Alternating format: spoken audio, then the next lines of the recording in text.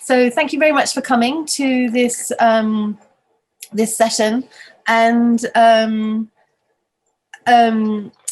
called Mapping Teacher Education and Teaching Approaches to the Teaching English to Young Learners curricula in Portugal. So there are three groups of speakers: Isabel, Andrade and Raquel Simões from the University of Vieira, Elisabete, Silva and Isabel Orega, Elisabete Silva from Instituto Politécnico Bragança and Isabel Orega from the University of Algarve, and Flávia and I. In fact, it is Flávia and I who are coordinating, not just me, but I'm just doing the introduction, and then Flávia will be responsible for that last talk.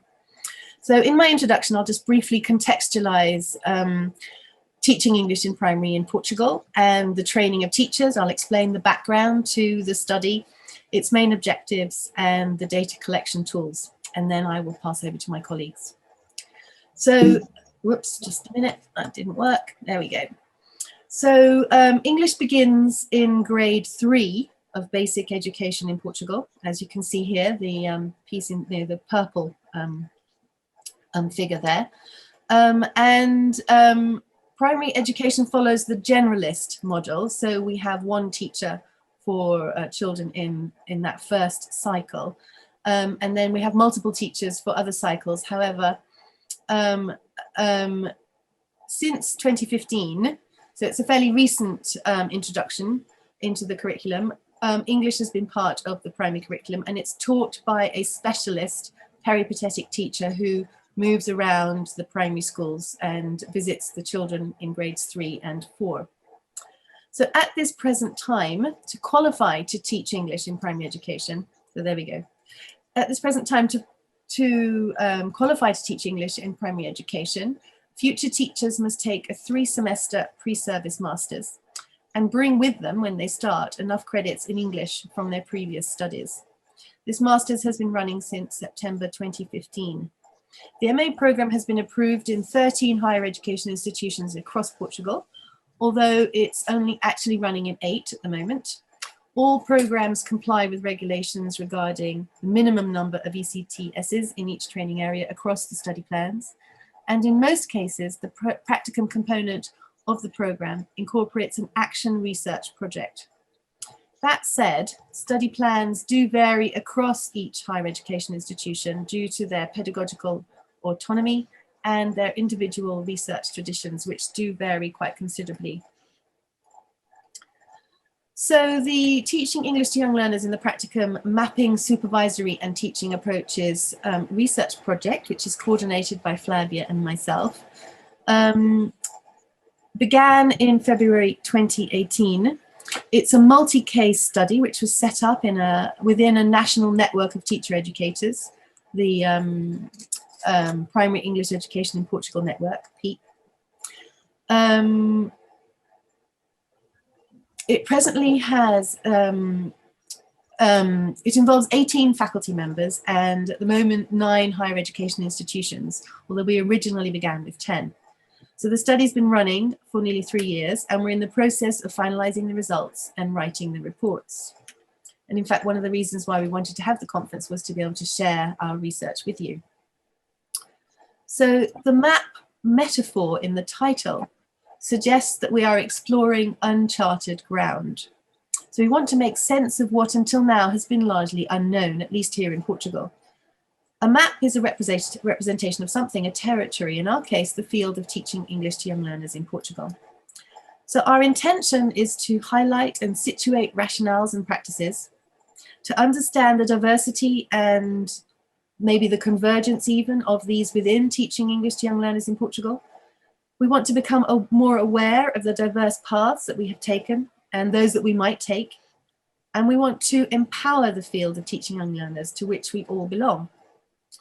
We also hope to create a set of possible blueprints for or about action.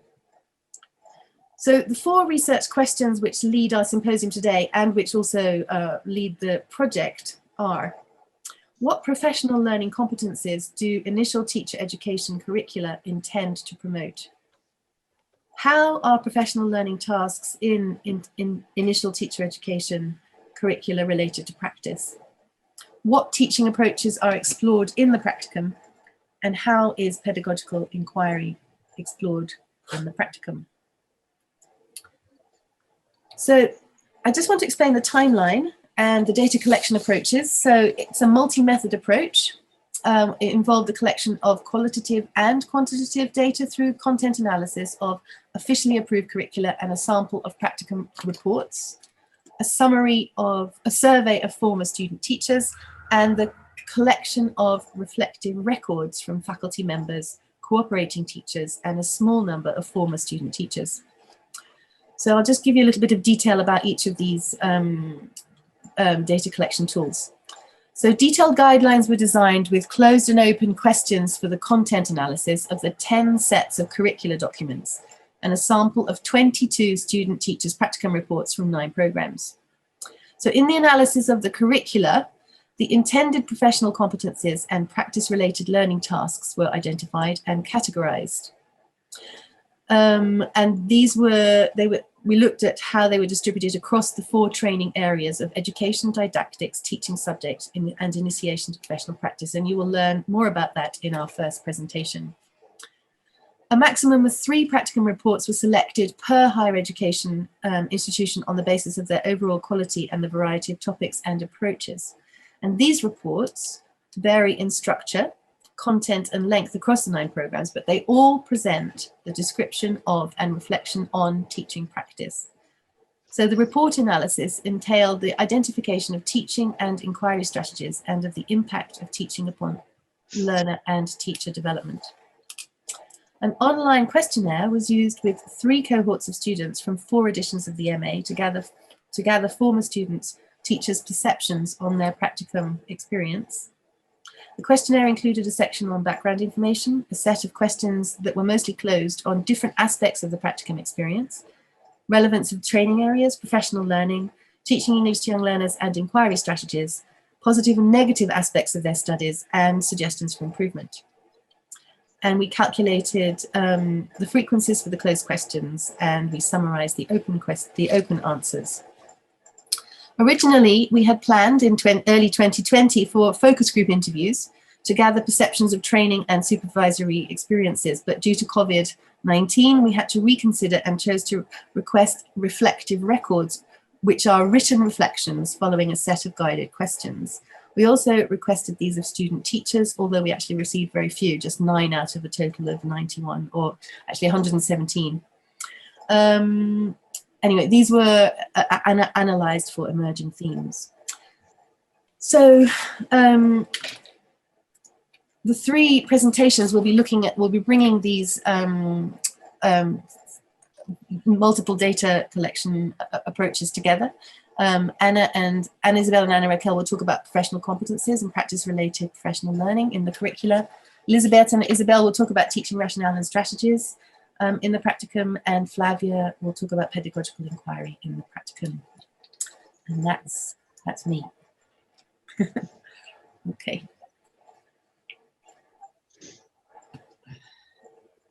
Thank you, Sandie. We're asking Raquel and Isabel to start their presentation. And you'll have 20 minutes. Mm-hmm. So, and 15 minutes. When we have 5 minutes left, I will let you know. And then when you have about 2 minutes left, I will also let you know. Okay? It's 15. Thank you. It's 15 minutes. Okay. Raquel. Okay, so thank you, Flávia, for reminding me. Yes, 15 minutes, and then I'll let you know once you will have 3 minutes left. Sorry. Good afternoon. I apologize for my English. I'm not a specialist in English language, so I will try my best. Raquel and I, we will present results of the analysis of the competencies in texts of curricular units in the different programs of the different institutions offering masters for teaching English in primary education.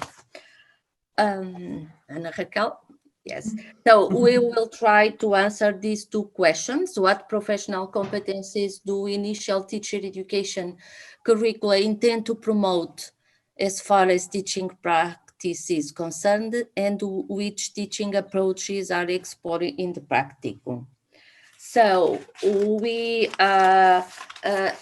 in the first phase, we analyze 134 curricular units from 10 programs, and you distribute across the 4 training areas, didactics or methodology, 37 units, curricular units, teaching subject about English, literature,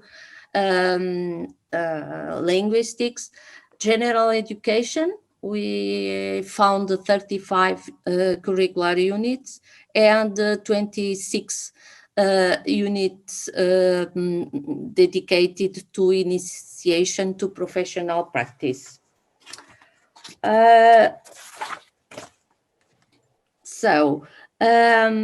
Since 90s, the term competence has become increasingly used for basic and general academic education.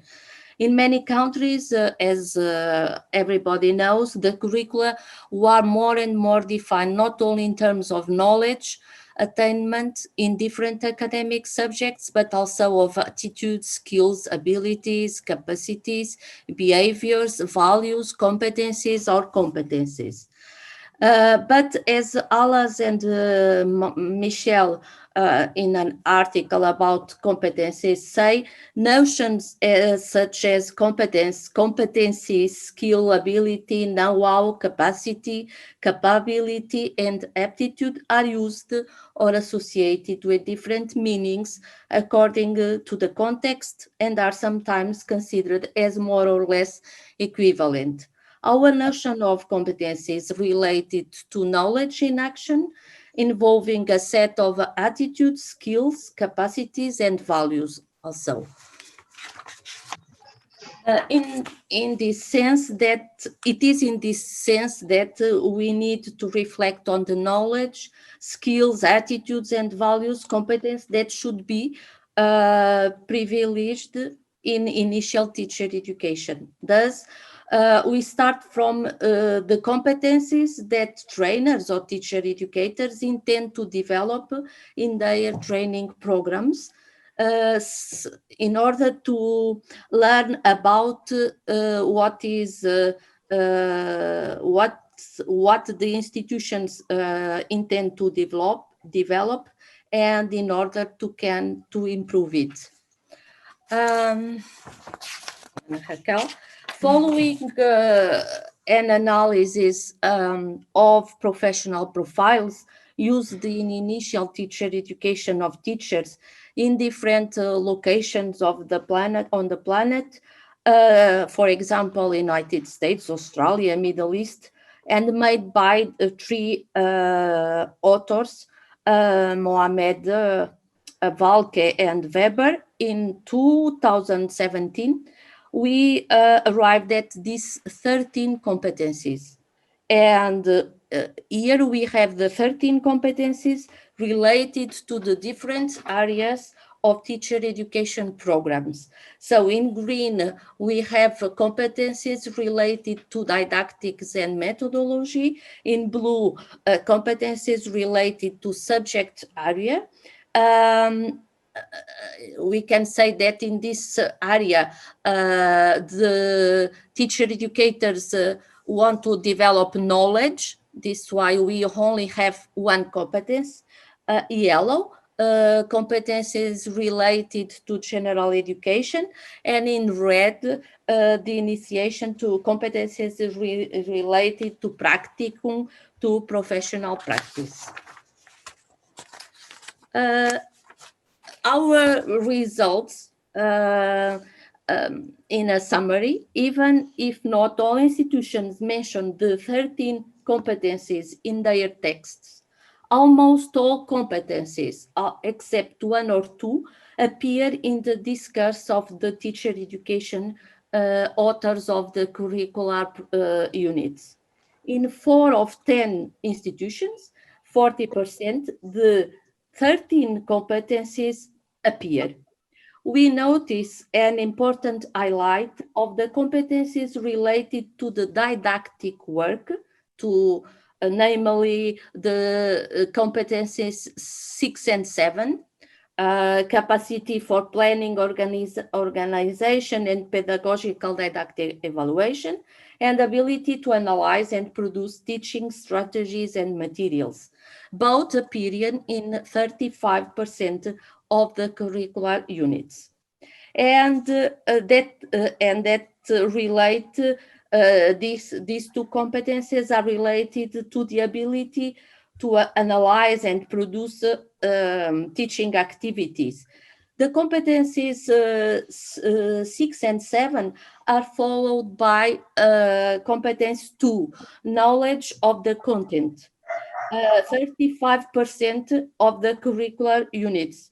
A competence related to the mastery of the content considered necessary to teach English, language, culture, as I said. Also important is the emphasis given to competence 10, availability for professional development. Related to professional learning, a competence that appears in the documents of all institutions. What can this say to us? That the teacher educators plan a program that give to the future teachers ways of develop themselves. And now, Ana Raquel. Mm-hmm. So now the question that comes upon our mind is which teaching approaches are explored in the practicum. So in order to understand how initial teacher education curricula support the connection between professional learning and practice, we proceeded to the identification of practice-related tasks in the syllabus of the 134 curricular units analyzed across the different training areas, namely in the rubrics teaching methodologies and evidence of coherence between teaching methodologies and intended learning outcomes. Those tasks are directly or indirectly linked to practice and were categorized into 4 types, as identified in Vieira et al. 2019, our colleague who is here.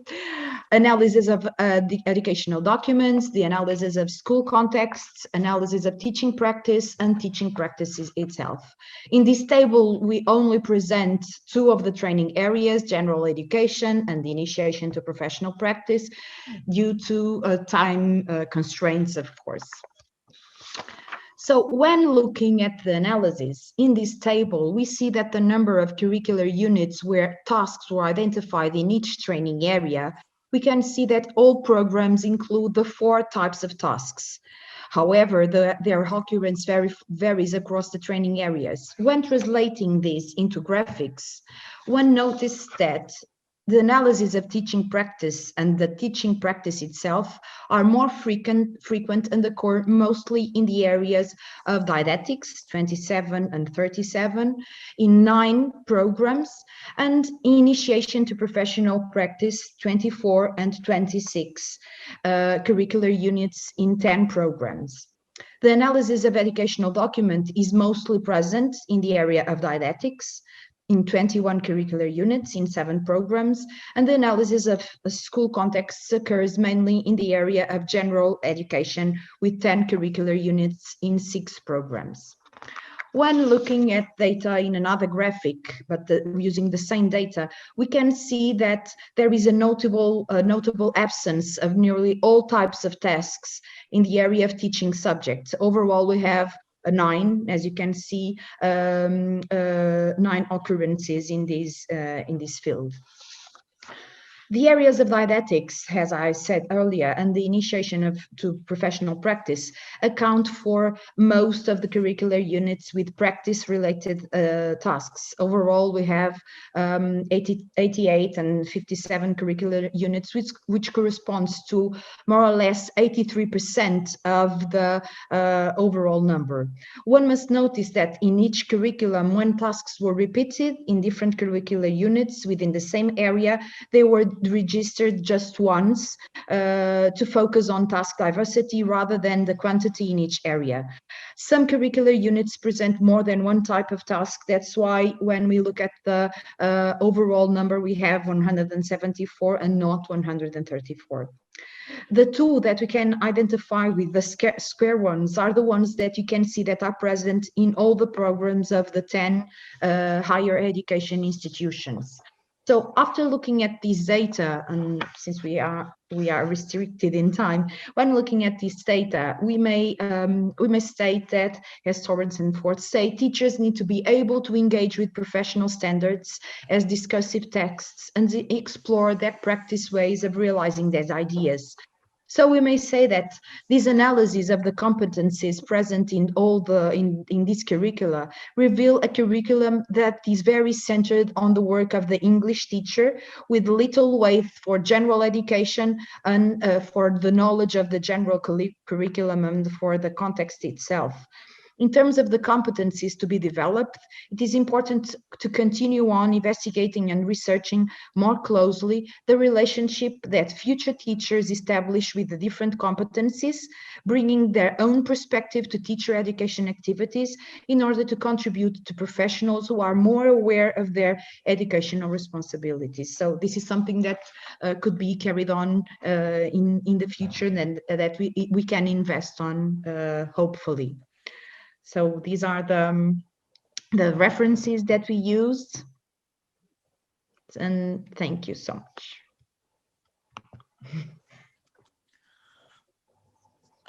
Thank you, Isabel and Raquel. You actually have 14 still minutes, about 14 minutes, 10 minutes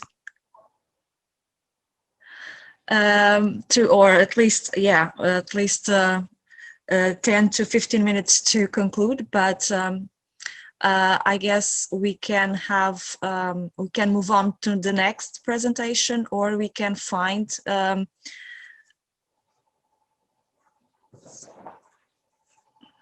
by Elisabete, Silva and Isabel Orega.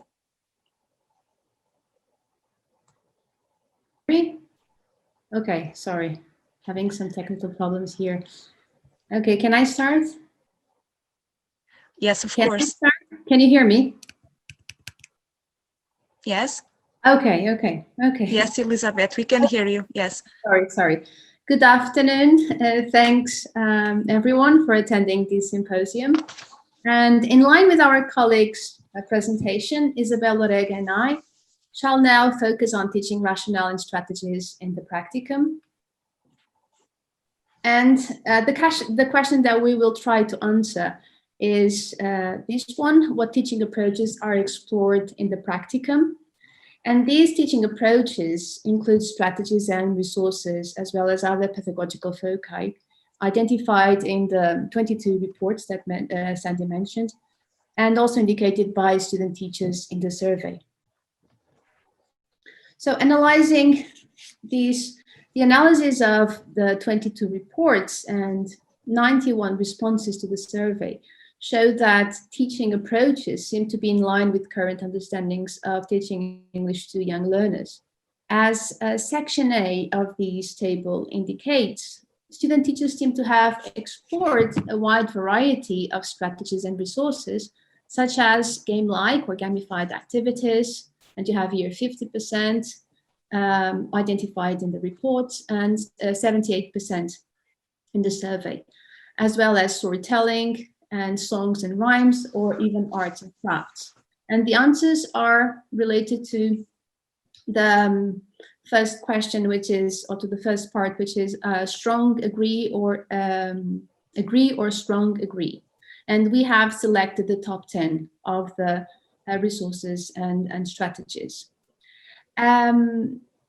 Whereas approaches like project-like activities or ICT or TBLT or even drama seem to have been less explored in the practicum, or even CLIL. So you see the number here, 14%, only three reports mentioned or referred to this method. Sorry. Section B shows the results regarding the pedagogical foci identified in reports and indicated by students in the survey about their professional learning. Results show student teachers' concern with language competences and the need to focus on them for successful learning. That is why these competences are mentioned in most of the reports. And you can see here, so 18 out of the 22 reports analyzed, 18 mention or identify these competences as being worked or focused on. And the survey only included a general question about learning to promote language abilities, and 92% of the respondents agree or strongly agree with the fact that the practicum allowed them to learn to promote language learning abilities. The importance given to other pedagogical foci also account for an updated approach to teaching English to young learners that somehow extrapolates the development of language abilities. And you can see here, for example, regarding autonomy, so 46% of the reports refer to these important aspects of learning, and 92% of the respondents also mentioned these as being very important, also cooperative learning. So very much in line with what our keynote lecturer mentioned, so this idea of multilingual citizenship or global citizenship. So fostering also these values. So this is also very important for the student teachers.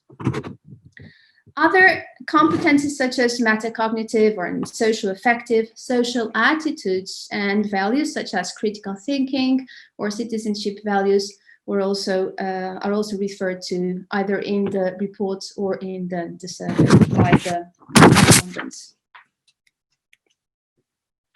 And let us now hear the student teachers' voices, which are of course very important. So student teachers' reflective records and reports, they illustrate these updated and somehow more overarching understanding of teaching English to young learners. Students are of course aware of the importance of implementing diverse methods and strategies, bearing in mind the characteristics of the age group and of course the teaching context. And as you can see here, I'm just quoting, the most relevant lessons I have learned from this experience are the following: the importance of constantly readapting or adjusting the content of lessons, as well as the activities, methods, and strategies used in the practice of teaching, bearing in mind the specific characteristics of the group and the teaching context, unquote. As such, the whole, and you can just somehow read the rest. As such, the whole practicum experience helped the students to gain more self-confidence, as the next voice highlights. So they helped them to use other strategies and methods to encourage students' motivation. And of course, I became more comfortable to control my classroom, according to these student teachers and the reflective record. So student teachers were somehow guided through the use of a myriad of strategies, methods, and resources, and they were able to reflect on their use and on their applicability and on their advantages. And of course, it helped to foster their own learning and the pupils learning English as a foreign language. Okay, now over to you, Isabel. Orega. Thank you. Thank you, Elisabete. Now to conclude the information, the section on the students' teachers' voices, I'm going to talk about some examples of the students' teachers' answers to the survey regarding the teaching rationale and strategies. So as you can see in this table, we have results from 3 different cohorts, but I'm only going to highlight the percentage of total answers. And the first statement, I learned to understand and conduct teaching as a reflective practice, got the highest percentage, so 96%. Although the other three statements, I learned to integrate theory and practice, I learned to adapt my teaching approach to the context of practice, and I learned to explore TEYL approaches and resources, also got a high percentage of agreement. Elisabeth, can you show the next one, please? Mm-hmm. Thank you. So now we move on to talk about the supervisors and cooperating teachers' voices. So they both agree on the relevance of the practicum. They justify this opinion by saying that it's a time for reflecting about the particular class context. They also agree that students are very motivated to start teaching. So finally, they have the opportunities to start teaching and make sense of more theoretical principles that they have learned. There is a reference to the lack of experience prior to the practicum. But however, this is mainly a consequence of the assumptions regarding the previous education that candidates to the masters are supposed to have. So some of them may have experience of working in IX or working in private schools, but it's not a requirement to get into the masters, that to have previous private teaching experience.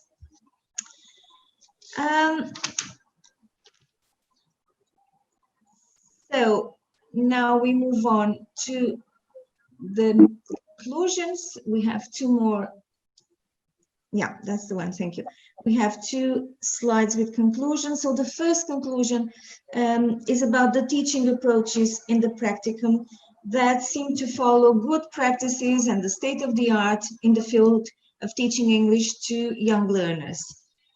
And the other conclusions, they're all about student teachers.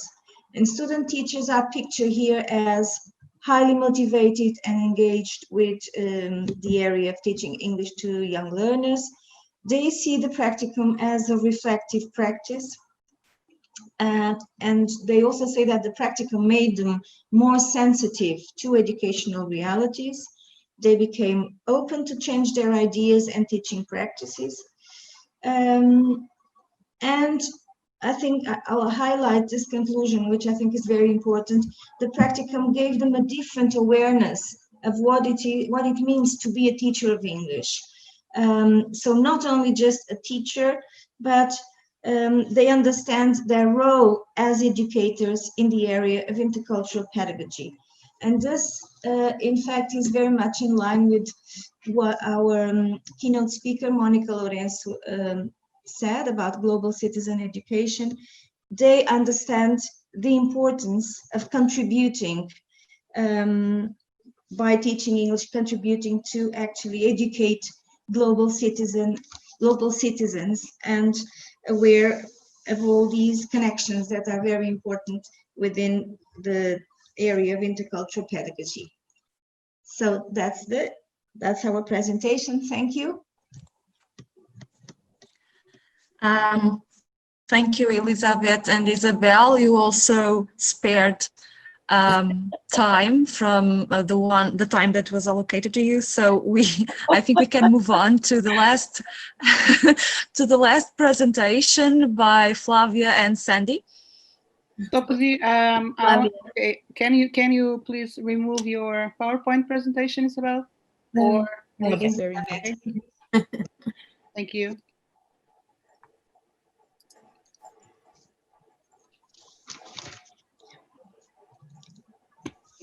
Okay. This is a joint presentation by me and Sandie. I'm going to present it. I hope I can keep to the time as my colleagues. So one of the aspects we looked at in this study was how pedagogical inquiry is explored in the practicum. And it is important to say that when the Bologna reform took place in Portugal back in 2006, research was for the first time highlighted in the national legislation as an important component of teacher education. And this led many institutions to introduce course units on research and sometimes introduce inquiry into the practicum. And so we thought it might be useful for us to look at how this has been done. And of course, there are some assumptions regarding the use of inquiry in practicum experiences. The first one, of course, is that teachers should be developed as reflective practitioners, that is, critical thinkers, decision makers, curriculum managers, materials designers, innovators, inquirers, and also see their learners as partners, pedagogical partners, and also try to develop learner-centered approaches by reinforcing negotiation and choice in the classroom. Also, another important assumption is to see teaching as discipline and an epistemic engine, as Logran argues, that is basing teacher development and innovation of practices on a praxicological epistemology that is reflecting on practice and building knowledge based on that reflection. And finally, the idea of seeing the practicum as a space of transformation, that is, of experimentation, reflection and self-reflection, dialogue, reshaping visions of language education and professional identity. So these are just some of the assumptions that we might highlight when we defend or advocate that inquiry should be used in practicum settings. So our research question was, how is inquiry explored in the practicum?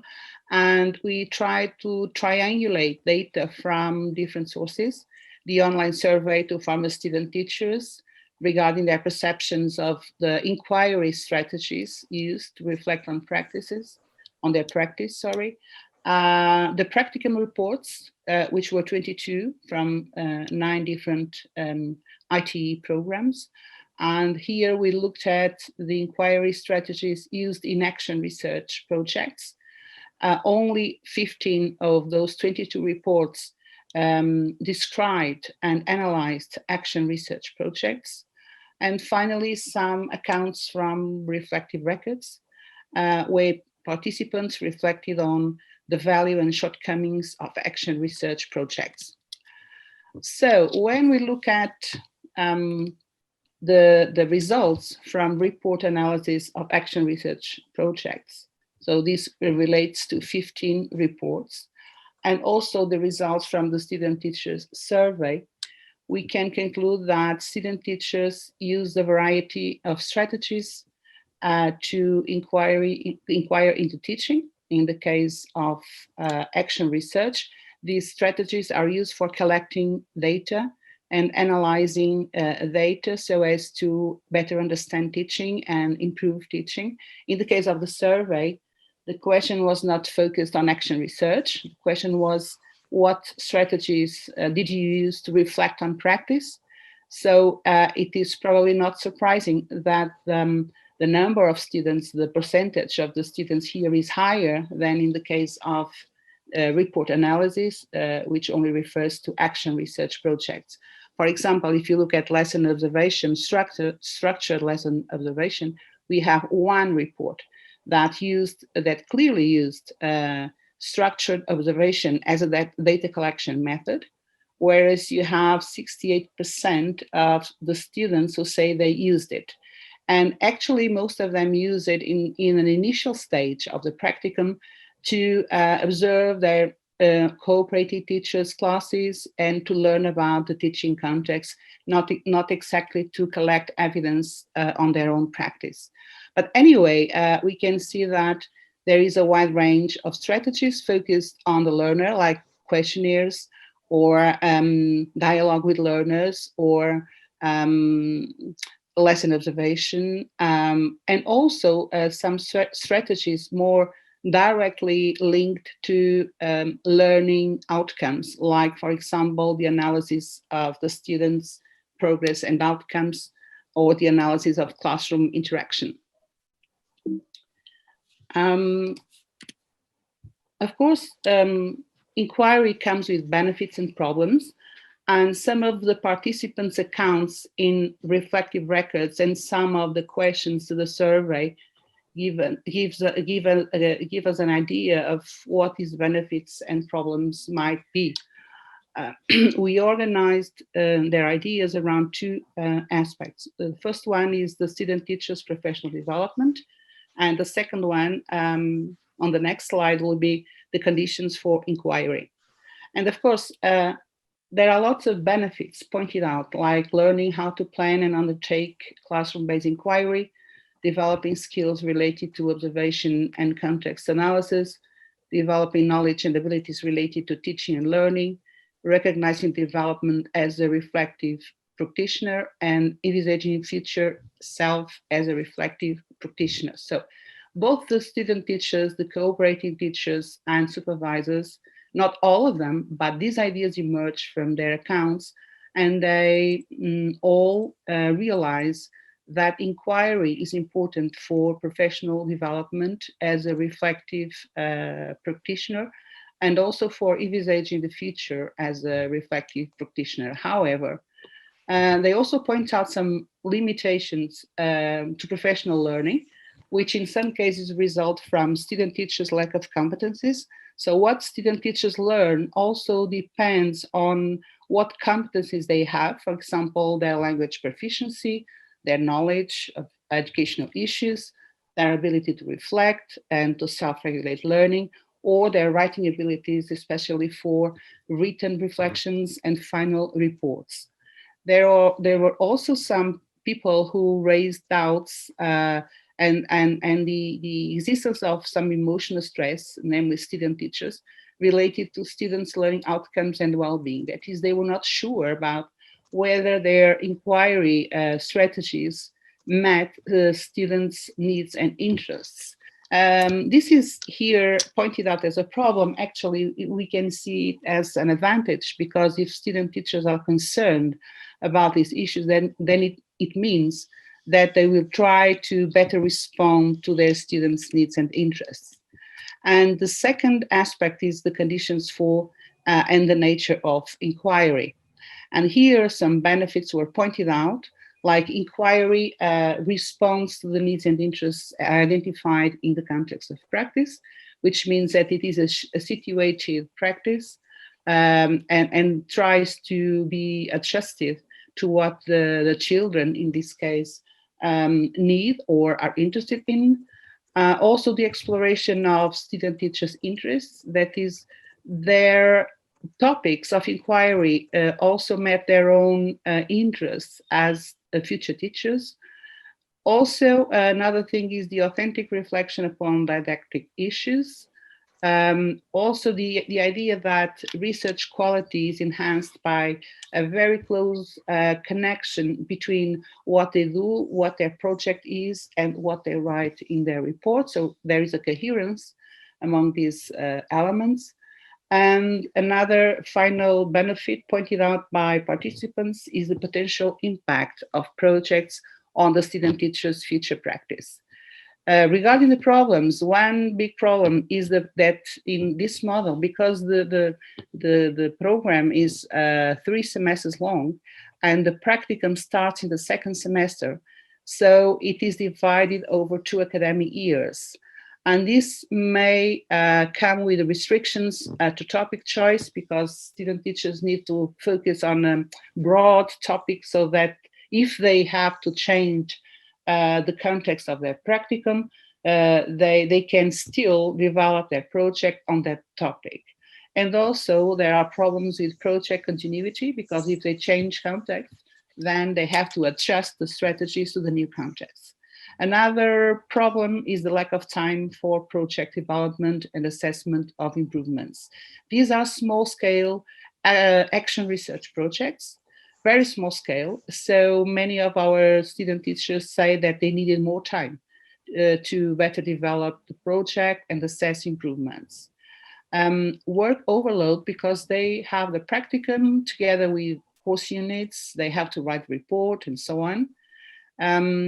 Also, the articulation between project activities and the curriculum is not always easy, especially because these projects tend to be innovative in some way, and so they kind of deviate from pre-programmed activities in schools. This can be as a problem, also as a benefit, but anyway, sometimes it causes some anxiety in student teachers because they are somehow asked to follow the program, but at the same time want to innovate. There is a reference by one or two people to the lack of supervisory support, doubts about the credibility of action research. This is raised by supervisors mainly, and also doubts about the sustainability of innovation resulting from projects. And this has to do with impact of projects on future practice, given that when they go to schools after the program, they will find, of course, many constraints, and sometimes they doubt about whether they can still go on doing what they experimented in the practicum. So the main conclusion from this part of the study is that the use of learning-centered inquiry strategies enhances student teachers' ability to make context-appropriate decisions and develop teaching for and with children. So this is an intentional practice for children and dialogical practice with children. Another conclusion is that inquiry strategies are more purposefully used in action research projects, supporting the collection and analysis of evidence to interpret and reshape teaching with a reference to project objectives. And also some of the findings point out the need to expand action research to all MAs, which is not the case. Only 6 of the 9 institutions integrate action research in the practicum, and also improve conditions to support inquiry, and possibly reconsider organizational issues, namely as regarding the division of the practicum into 2 semesters. I will now ask Sandie to give you an idea of the final conclusions of the study. Please, Sandie. Yeah, okay, I think we're doing really well for time here because we deliberately wanted to stick to 15 minutes, and I think we've all done 10 each. So it's really nice because I hope that means we've got lots of time for discussion. So which is what's so nice about being all together, definitely. So our research then, I'm trying to look at it as a whole here. So our results have provided, what we wanted, a very detailed map of the terrain, a national overview of the preparation of primary teachers of English across Portugal. We plan to publish our results and hope that these will contribute to a better understanding as well as a recognition of teacher education for early language learning in Portugal and as an example elsewhere. So the self-study of initial teacher education programs allowed members of each higher education to undertake a critical analysis of their own case in comparison to others. And we also became aware of the preparation of how primary English teachers are across the country. And this was extremely beneficial, I think, for all of us, being confronted with the sameness and difference as well.